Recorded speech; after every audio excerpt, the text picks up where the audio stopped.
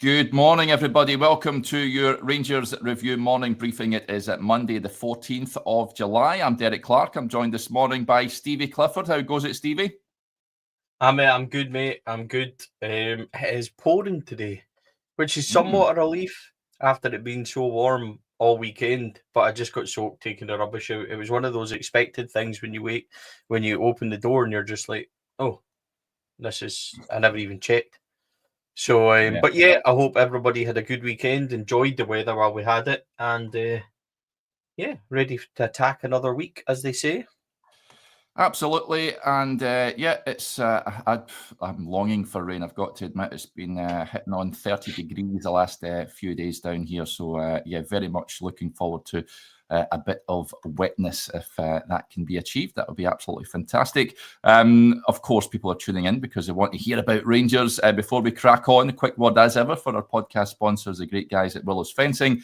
The Glasgow-based fencing company you can trust, folks. Proud partners, of course, of the Rangers Review. Over 20 years of experience and unparalleled quality. Their qualified team is dedicated to keeping customers happy and providing exceptional work, aiming to deliver nothing but perfection in every job. You get free consultations and 10% off when you use the code Rangers Review over on their website, willows-fencing.com. Right, we'll kick off. First of all, Stevie, how was your jaunt down to St George's Park on Friday? Rangers, of course, holding that media day when they were open to the media ahead of the match. We'll discuss the bounce game against Barnsley on Saturday, but how was your experience down there on Friday?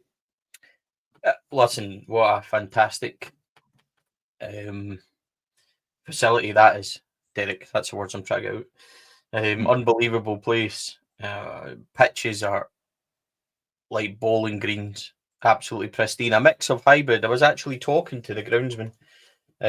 He was out watering and putting the sprinklers on, and he used to work at Southampton with the management team. So there was quite a bit of kind of banter between all of them. Really nice guy, but it's unbelievable, and they're spending another 30 million on it down there as well. So getting to see that was some facility. And then, getting to have that insight into the training, into the manager's way of doing things, meeting and interviewing a few of the players, which you've seen on the site, which I think there's more still to come this afternoon.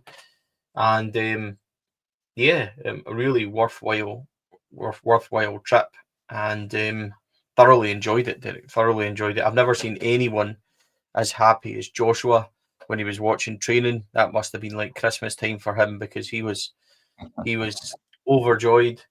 But really valuable insight, really good. Give us a good kind of way of watching what Russell Martin likes to do and things like that, and got to see the players in action, so to speak.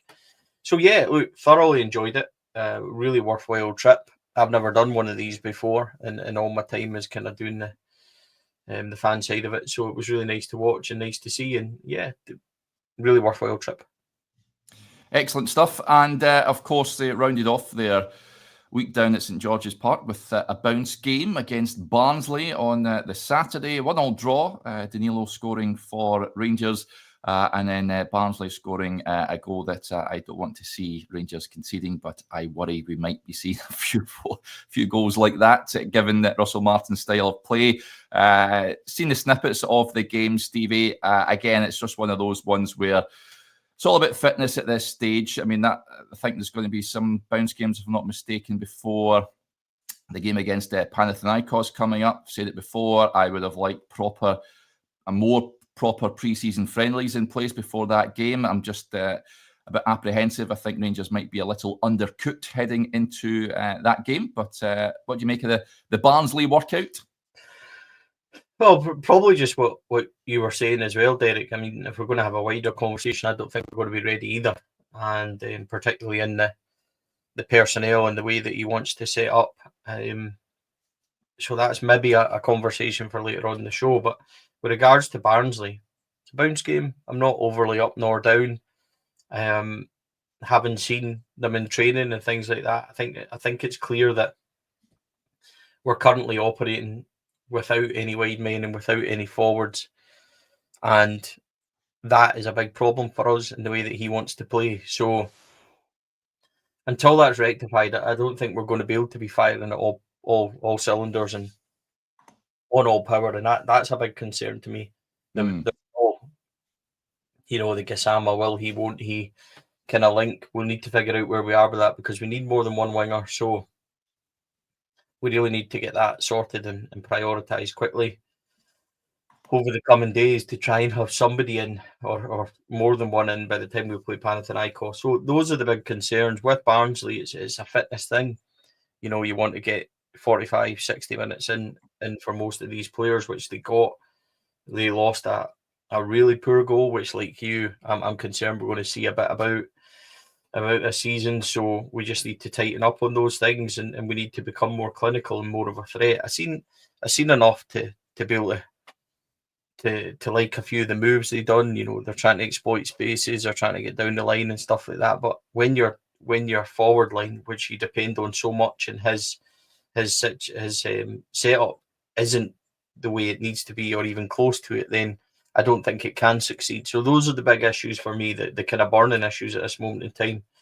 And if we're going to play Panathinaikos in basically a week's time, then I fear it's going to be undercooked, was a good word for it, but I don't think we're going to be ready for that either, with the kind of signs and things the way it is also. So there's a lot of work to be done, which we knew, and we have to try and be patient with it, and we need to try and be patient with Russell Martin's style as well. So Barnsley's just another kind of box ticked, minutes in the legs, and these players have been worked, Derek. There were double sessions all last week at St George's as well, in that heat. So they're going to be very tired when it comes to these games. So it's all about preparation and trying to get them ready for what's coming.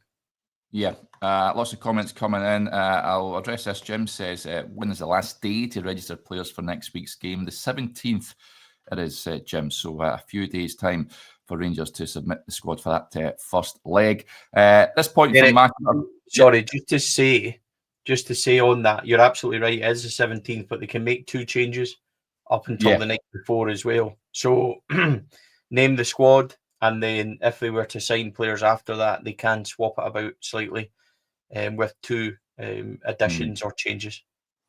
Mark, at that point about your subscription, it seems a bit of a strange one. Johnny or Joshua are your men with regards to that. If you can DM them or DM the Rangers Review Twitter account, and we'll have a look at that, because that shouldn't be the case, buddy. Right, moving on from that. Of course, it's all systems go now, heading into that game next week. First leg taking place at Ibrox on the 22nd. You touched on a player there, Stevie. Of course, we're all looking at transfers, potential incomings. Gaz Jones with the point says that the delay over the Gassama deal is a farce, very unprofessional by Sheffield Wednesday. This must be resolved ASAP. Welcome to Sheffield Wednesday. I have said it before, that owner shouldn't be anywhere near a football club, but it is what it is. So you're dealing with Chanziri, who is not easy to deal with. There's no question about that. Now, Russell Martin was asked about that on the tail end of last week, and he said it's an issue at Sheffield Wednesday's side. I'll read you what he has to say. Where am I? Where will we get his quotes? He said it's in fact, I'm scrolling down here. It doesn't look good for a video, that's for sure. I've got so many tabs up, it defies belief. There we go. I think it's all done our end, he said. I think with Sheffield Wednesday and the difficulties they're experiencing, which is tough for them, obviously we've been here this week with them, and I know a few of their guys and played with a couple of them and worked with a few of the staff members as well. It's difficult for them, so we're waiting on their end to be sorted, but I think we fully expect Gas to be our player, hopefully very soon. He's a player that excites me, he said. He's different to what we've got. I think we need a point of difference in the squad.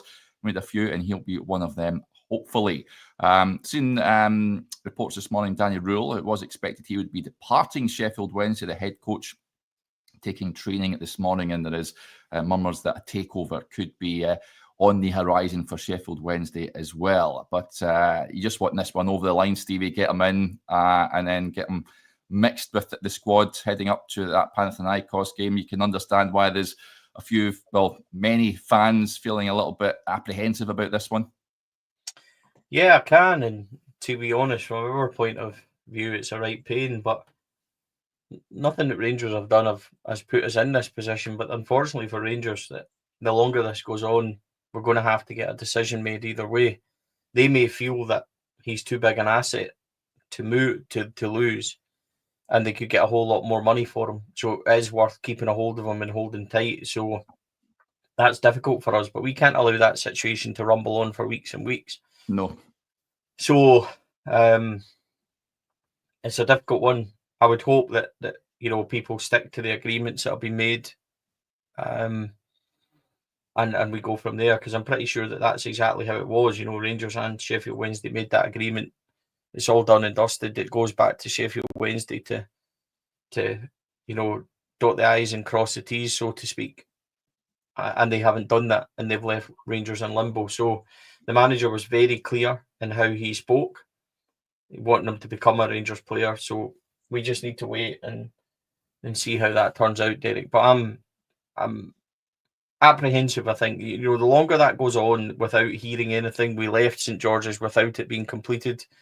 Yeah, that's all kind of problematic for me. So the sooner the better, get them in, because if we can't, then we really need to move on to other options. Because as I said, and I don't want to be repeating things that I've said last night and this morning already, but those wide berths and forward positions are a matter of absolute urgency for us, because it's like going into the Panathinaikos game with a blunt stick, so to speak, because we are not in a position. We could be, fairly robust, despite the team. Giga, Rothwell, Asgard coming in, Max Aarons, that's going to add something to the team. We get that. But that quality up front is not there. And you're asking a lot from the likes of Finlay Curtis. I certainly don't want to go into a European game or any game with Kieran Dowell at wide right. And Danilo up front is still trying to get his form and fitness back. So, Dessers and Eagleman are quite a bit behind it. These are all worries for me as we approach that game. That game is literally next week. So, we've got a lot to do in these coming days to get ready for that. I'm not sure if Raksu is down the line, or how close we are to that boy coming on loan, because he would be an exceptional kind of loan move, and I get why we might need to do that quickly. But these are things we're going to have to find out in the coming days, Derek, as a matter of urgency. Yeah. Given that, Sheffield Wednesday have allowed Anthony Masaba to leave. He's joined the Turkish side at Samsun Spor. Interestingly, we had Naz on last week telling us about Gassama. As he said, he should be looking at this point as well, but he has left to join Turkey, and that move has been fully ratified and made official. So, concerning about this hold-up on Gassama, I would like to see him at Rangers, given the reports and the sort of what Rangers require. I think he could be quite a signing, but I fear it might be going the way of, infamously, Mario Jardel. If you remember, he was pictured in a Rangers jersey before red tape scuppered that one. I very much hope we're not facing another situation like that. You mentioned the Crystal Palace. Yep. Sorry, I was just going to say, it's interesting that picture was taken and things, because he never trained with Rangers. Despite the stories and things like that last week, he didn't train. He wasn't training when we were there. He didn't train. He wasn't in any of the videos in the days before and stuff like that. So I'm intrigued to see how that actually came about, that picture. So it's a strange one. He wasn't with the Sheffield Wednesday squad when we were at St George's, because we've seen all of them. Wasn't with the Rangers squad because we've seen all of them too. I didn't see him on that trip and that Thursday and Friday. So I'm not sure how that picture came about or what was happening with it, Derek. So I don't know in terms of the training. I know there was a lot of stories online about he had trained and things that I don't think he had. So we just need to wait and see. Yeah, he might just be a big Rangers fan and wanted to buy some of the travel range, Stevie. Have you bought any of the travel range yet? No, Derek, I have not bought any of the travel range. What I did buy on Saturday was the Rangers Charity Foundation hoodie, which was lovely. I got that from the club store. I really liked that. The actual training gear is very, very nice. The Umbro training gear that was released, I think, over the weekend. Really, really, really, really nice. But the travel range, Derek, I think we've discussed this before, will not be getting purchased in this household. Yeah. Again, I need to see it in real life to make an assessment. I think that the hoodie looks okay. I've got to say, I don't think I would be wearing the red T-shirt, but there you go.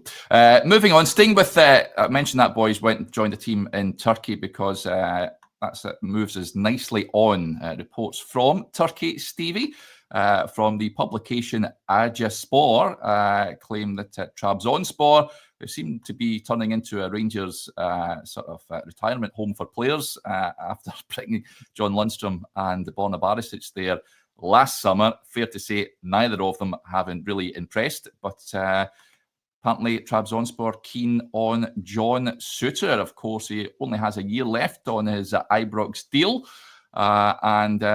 Interest over there in Turkey. That certainly came as a surprise to me, Stevie. But John Souttar is a name that we have mentioned and discussed on a number of shows now, and his contract situation.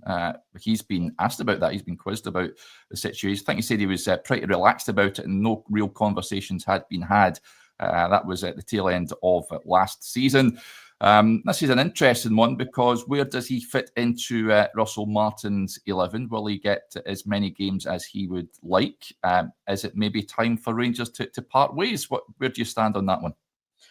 Well, as it stands at the moment, John Souttar's a first choice player because he would play alongside Djeidi and be backed up by, I think, Fernandes and Tav, Sterling, etc. when he becomes fit. So not sure we're in a position to lose John Souttar without having an immediate player come in. And then what happens to the coefficient numbers, like your homegrown Scottish nationals for European squad and things like that? He's very important for a number of things. Now, look, we're not going to get a lot of money for John Souttar because he's only got a year left. Is £1 million really worth it just to lose him? I thought, and I'll say it again, and you'll know because we've discussed John Souttar plenty of times, I thought he was very poor last season, especially the turn of the year, and then some of the mistakes he made were not good enough. So we're looking for a real uplift in his form, similar to Jack Butland in a way, I suppose. But it looks like they're still going to be a vital part of the team. So I would be loath to if John Souttar moved on from Rangers on a normal contract length and stuff, I'd be looking for, £3-4 million for John Souttar as an international at a good age and things like that. But you're not going to get anywhere near that with only a year left. And I'm wondering if it's, would you give that up at this moment in time? I'm not starting Fernandes and Djeidi together for a Panathinaikos. I think that's too risky. So not for me. Heard the stories and everything else. Unless it was a phenomenal offer, Derek, with a year left, then yeah, you would have to consider it. But that's not going to come. You don't get money from Turkey half the time. So no, I'm not enthused about this one, unless it was, as I said, a deal that we cannot turn down. There's a lot more to come from John Souttar. I think he's capable of being a much better player for us. So is it worth £1 million or so? I'm not sure it is. That's where I am with it, Derek. A bit unsure. I don't think anything will come of it anyway. I really don't. Not the most shocking thing in your statement when you said that Lundstrom and Barisic haven't impressed. What a shock that is. But not for me. By all accounts, are looking to offload a pair of them. But as Timothy says, how many players head to Turkey and are successful? Very few. You very rarely hear of British-based players going out there and having the time of their life and being a real success, especially Rangers players. I think the Rangers players that went over there, Kenny Miller went over there, Alan McGregor for a short stint as well. Anybody else? Chris Boyd went over for a short time, didn't he, as well? Boyd was there. Can't think of too many others. Ryan Kent most recently as well, which is, I had a bit of a disastrous time at Fenerbahce. So, I don't think... listen, John Souttar's his own man. If he gets a brilliant offer for both he and his family, then fair enough. But Turkey, I can't see him going over there. And like you, Stevie, I think it's too late in the day. Similarly for the striker situation on Cyril Dessers and Hamza Igaman, what I said before, that I think it's too late in the day now with Panathinaikos on the horizon to lose those guys with this big, huge match coming up. I don't think I can see any striker movement before then. Can you? It's a difficult one because we spoke about this week that Panathinaikos, there's probably going to be players in that team who will not be there come the end of the window. And I think your nines is there. It's pretty clear, I think, that Ike Athens' pursuit was hot wind as such because they were nowhere near anything that we wanted. Hamza Egaman, again, it's all been done everywhere but where it should be. So no, I don't expect any movement. I don't really expect any movement for any of our players. There might be a couple on the outskirts that move on. Your NCLs, your Ben Davises, your Leon Kings. The ones that didn't make that trip last week, and he's made it clear that they're not part of things. So I maybe expect them guys to move on. But aside of that, Derek, no, I'm not seeing any movement that's significant ahead of Panathinaikos. It would surprise me if we did. But I think the time to strike on those strikers deals would have been, when the interest was really high. So I'm not seeing that. I'm with you. I'm not seeing that happen. I think the squad will be more or less what we see. I'd love it to have one or two more wingers, and then we'll need to go and see what Panathinaikos brings. Yeah. A few points. James quite rightly says Souness did well in Turkey. He was a manager at Galatasaray and singing in the blues. I have a great time every time I go to Turkey. It is a fantastic holiday destination, I'll give you that. But to play football, not so much. But there you go. Moving on, another potential departure, Stevie Robin Proper. Russell Martin confirmed the club had accepted a bid from 20 over the weekend, so he's another one we expect to depart. That seemed to be a bit of a long-running saga now. Their interest has been there for quite some time, but looks likely that he'll be moving on. Thank goodness, Derek. Listen, wish him all the best. Thanks for your efforts, etc. But never suited to playing in Scotland. I'm not even sure he's that good a player, to be quite honest with you. I said it very early that he reminded me of Bert Conterman in his style and his kind of way that he played and lack of physicality and stuff. So yeah, thanks for your time. I would take $1.5 million in a heartbeat for him. Yeah. And I think there's a bit of frustration. If you journey back this time last week, we were talking about Russell Martin's comments after Bruges, and he said that squad would be really different in the coming weeks.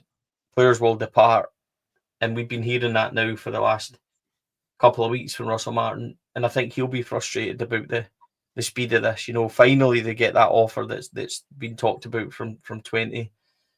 Ben Davies, Birmingham, is it won't to happen, etc. Leon King's been linked with moves. Cifuentes is sitting in the stand and won't have a future at Rangers. So these are all guys that he'll want to move on. Similarly, I would imagine that Rabbi Matondo, there's a frustration there that he's been injured and getting that sort of tidied up and things like that because he would have wanted him out the door. But these are all moves that are really required, Derek, to free up wages and space in the squad. So I think there'll be frustration. And just judging by his words last week, I think he would have expected a lot more movement, potentially in, but especially out, judging by what he said after that Bruges game. So we go again this week and hope that those moves finally do happen. But Robin Proper, with all due respect, is not somebody that we're going to miss. No, it's never straightforward, is it, when it comes to transfers? It's never easy to get deals over the line and get players out the door. Moving on to another interesting bit of information that Russell Martin uttered over the weekend down at that training ground was concerning the goalkeeper situation that comes after Rangers were linked with a move for Brighton goalkeeper Carol Rushworth, the 24-year-old goalkeeper. And Martin was speaking about Liam Kelly and Jack Butland. He says, I think you need to have two good goalkeepers, ideally three at a club like this. So it's the same with any position. We'll keep assessing that, what they can do, what they can't do. We have two good goalkeepers. We're fortunate with that. But if there's someone who's desperate to play here and we think can help us, it's the same as any position. As long as it doesn't affect other things in the balance of the squad, then we'll always look at it. But at the minute, I've been happy with them two guys. He's always going to say he's happy with the two goalies, Stevie. I totally get that. But that part there, and that's what Rangers and any football club should always be looking at. If there's a better alternative option out there that's going to make the team better, then it would be folly not to look at it. The goalkeeping situation, where do you stand on that? Do you think we might see a change there? From the life of me, I don't think I've seen Jack Butland linked with any moves away at this point in time, and Rushworth was the first link Rangers have had with a goalkeeper this summer. Difficult. So just another conundrum in this team and in this squad, Derek. That Jack Butland I thought he trained quite well. Actually, made a lot of really good saves, and he done a lot of good things in training. And then you watch the goal that we conceded on Saturday, and you're like, "What the hell are you doing away up there, Jack?" And, it's one of those ones where here's the biggest problem that Russell Martin has.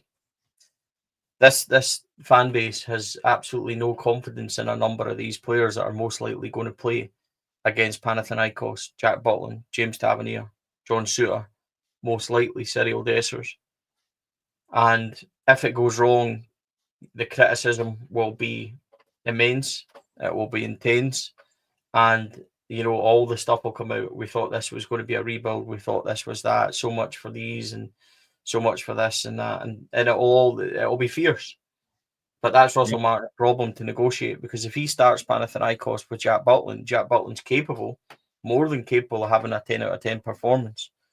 But sadly for us, there's a year between those 10 out of 10 performances and what's been, 5 out of 10s and causing goals in the last year or so. So big issues for Russell Martin when it comes to his goalkeeping position. If Jack Butland was able to get his form back prior to Gareth Southgate hexing him when he visited, then yeah, it would be wonderful. But that's a long way away, Derek. There's a lot of water under the bridge from that moment to where he is now, and that's a huge issue for everyone. So there's a big risk in that goalkeeping position. Me personally, if Jack Butland could be sold on and we were able to bring somebody in as a fresher start, likewise the other players that I mentioned, I would most likely take it. But those are things that Russell Martin's going to have to decide and most likely be in a position where he has to do it. So this was never going to be a one-window job, Derek. There needs to be a realisation of that. And, there's going to be players that maybe we all think, need to move on or whatever. And, unfortunately for him, some of the key positions are in those. So James Tavernier is right up there. Cyril Dessers, rightly or wrongly, having scored over 50 goals, there's still a percentage of the support who don't rate him. Same as Tav, same as John Souttar, the same as, Jack Butland. So he's got his big questions, Russell Martin, and he'll need to do what he thinks is right. But if it goes wrong, the snipers, you can almost hear them ready for that and ready for the criticism. So would I like to see a new goalkeeper? Yeah, I would like to see a new right back as well. I would like to see, new players. What do you mean a new right back? I think that James Tavernier's time at the football club should be over. But I've been quite consistent with that, Derek, in terms of starting games and that, so I would like to see us get a number 9 as well. I would like to see those questions answered. But at the same time, I'm realistic that it all can't be done in one window. So this Panathinaikos game, similarly to the start of the league, we're maybe not going to get the squad that Russell Martin in time wants. And I've always felt that. I've always kind of said that there'll be players in there that we just have to, that aren't as key as other positions. So at the moment, I'm fully focused on we must get forwards in, we must get wingers in to help this formation and the system that he wants to play. So the other positions, yeah, I'm pretty sure there's going to be people in there that we're maybe not sure of, and Jack Butland's certainly one of them. Yep. Interesting stuff, as ever, Stevie. There's another point I wanted to finish up on as well. We had Ashley from the brilliant Up the Poshcast podcast on. It's hard for me to say that one, but the Peterborough podcast, and he spoke to us about, well, first of all, Kwame Poku, which never materialised. I think he joined the wrong Rangers, that's for sure. And also Emmanuel Fernandez. They've had an interview with their chairman, Dara McAntony, and he was speaking about Fernandez himself. Some interesting stuff he had to say. He says, Dara said, the Rangers is one of the biggest clubs in Britain. I'm not a Rangers fan, but at the end of the day, it's a massive football club. We knew Rangers were in for him. Russell had tipped off the manager that he was on their radar.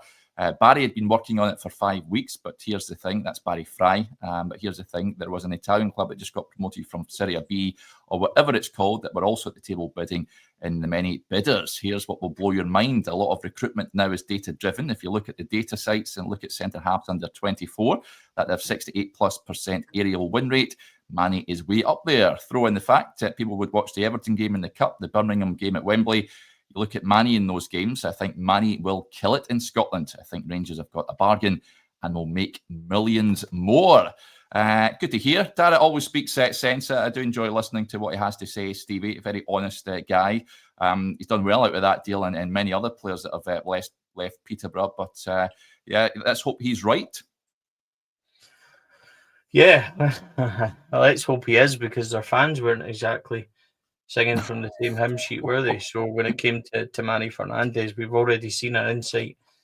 They told us that he's loosing the ball that he will pass to strikers 5 yards away, and he literally done it on Saturday in the bounce game. So there's a lot of work to do. I think he's quite rough and ready. I don't see him being a starter. I think he's somebody that they can improve. But Calvin Bassey, you could argue, was similar to when he first came in. He was, I remember him having that kind of nightmare cup game at St Mirren where he was much criticised for that performance in the game. We went out 3-2 and you didn't see him for, several months. And then, he really came on under Giovanni Van Bronckhorst. So it's one of those ones we're going to have to be patient.